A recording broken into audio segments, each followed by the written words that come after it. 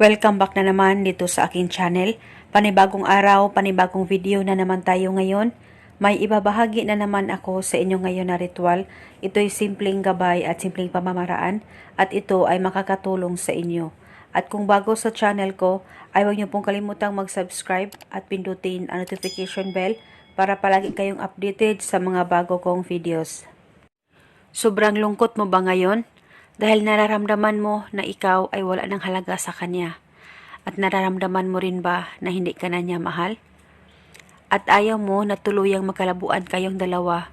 At ayaw mo rin ba na tuluyang magkahiwalay kayong dalawa? At gusto mo ba na ikaw at ikaw lamang ang pagkamamahalin niya? Yung mamahalin ka niya ng sobra-sobra? Gawin mo lamang itong ritual na ituturo ko sa inyo ngayon. Dapat kayo ay palaging naniniwala sa mga ganitong pamamaraan. At paalala lang, kung matapos mong magawa ang ritual, ibaliwala mo lang, huwag mong isipin na ikaw ay gumagawa ng ritual sa kanya. Nang sa ganon, ikaw ay mamangha na lang sa maging resulta nito. At nang hindi mo rin mararamdaman ang kaba na nararamdaman mo pagkatapos mong magawa ang ritual.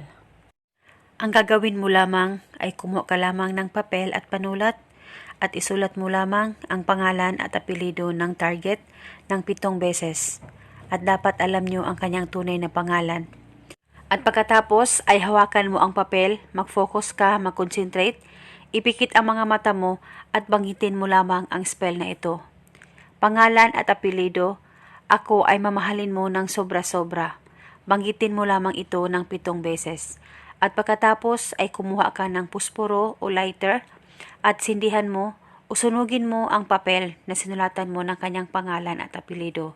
At pagkatapos mo ng masunog ito, kunin mo ang abo at ilagay ito sa maliit na plastic at itago mo ito.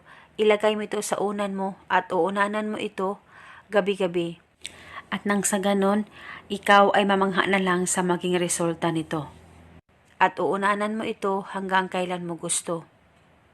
At hindi na po ito kailangang bulungan araw-araw, basta ilagay mo lang ito sa unan mo at uunanan mo ito. At eto muna sa ngayon, maraming salamat po sa panonood. May